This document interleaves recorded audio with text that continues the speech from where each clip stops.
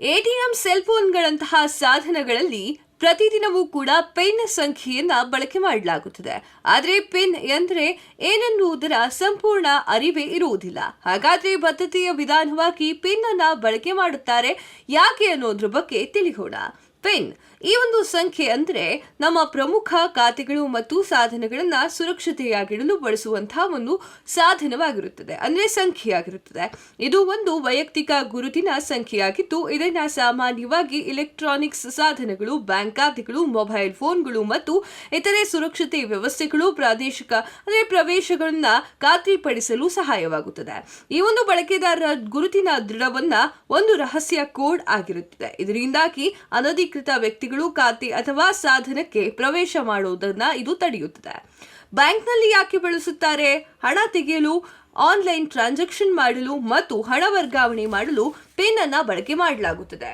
ಇದು ಹಣದ ವ್ಯವಹಾರವನ್ನ ಒಂದು ಭದ್ರತೆಯ ಅಂಶವಾಗಿ ಕಾಪಾಡುತ್ತದೆ. ಸಾಮಾನ್ಯವಾಗಿ ಪಿನ್ ಸಂಖ್ಯೆಯು 4 ರಿಂದ 6 ಅಂಕಿಯನ್ನ ಹೊಂದಿರುತ್ತದೆ. ಇದನ್ನ ಯಾರೊಂದಿಗೂ ಕೂಡ ಹಂಚಿಕೊಳ್ಳಬಾರದು. ಈ ಒಂದು ಸಂಖ್ಯೆಯನ್ನ ಸುರಕ್ಷತೆಯಾಗಿ ಇಟ್ಟುಕೊಳ್ಳಬೇಕು. ಪಿನ್ ಸಂಖ್ಯೆಯನ್ನ ಆಯ್ಕೆ ಮಾಡುವ ಮೊದಲು ಒಂದು ವಿಷಯವನ್ನ ಗಮನದಲ್ಲಿ ಇಟ್ಟುಕೊಳ್ಳಬೇಕು.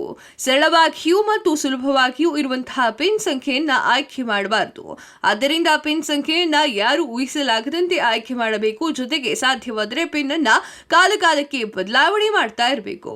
ಪಿನ್ ಆಯ್ಕೆ ಮಾಡುವಾಗ ಗಮನಿಸುವುದಾದರೆ ವಿಶೇಷವಾಗಿ ಸರಳ ಸಂಖ್ಯೆಯನ್ನ ತಪ್ಪಿಸಿ. 1 2 3 4 0 0 0 ಈ ತರಹದ್ದು, ಹಾಗೆ 1 1 1 ಈ ರೀತಿಯ ಸಂಖ್ಯೆಯನ್ನ ಸುಲಭವಾಗಿ ಊಹಿಸಲಾಗುತ್ತದೆ.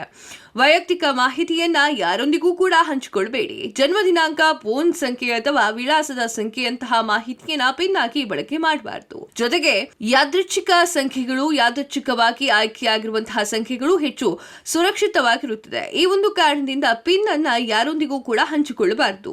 ಇನ್ನು ಪಿನ್ ಸಂಖ್ಯೆಯ ಬಳಕೆಯು 1960ರ ದಶಕದಲ್ಲಿ ಎಟಿಎಂಗಳ ಆಗಮನದೊಂದಿಗೆ ಜನಪ್ರಿಯವಾಯಿತು. ಮೊದಲ ಎಟಿಎಂ ಅನ್ನ 1967ರಲ್ಲಿ ಲಂಡನ್ ಬ್ಯಾಂಕ್ನಲ್ಲಿ ಸ್ಥಾಪನೆವಾಯಿತು ಮತ್ತು ಆಗಿನಿಂದ ಪಿನ್ ಒಂದು ಸಾರ್ವತ್ರಿಕ ಭದ್ರತಾ ವಿಧಾನವಾಗಿ ಬಳಕೆ ಮಾಡಿಕೊಂಡು ಬಂದಿದೆ. ತಂತ್ರಜ್ಞಾನದ ಜೊತೆಗೆ ಪಿನ್ ಈಗ ಸ್ಮಾರ್ಟ್ ಫೋನ್ಗಳು, ಲ್ಯಾಪ್ಟಾಪ್ಗಳು ಮತ್ತು ಇತರೆ ಡಿಜಿಟಲ್ ಸಾಧನಕ್ಕೂ ಕೂಡ ಸರ್ವೇ ಸಾಮಾನ್ಯವಾಗಿಬಿಟ್ಟಿದೆ.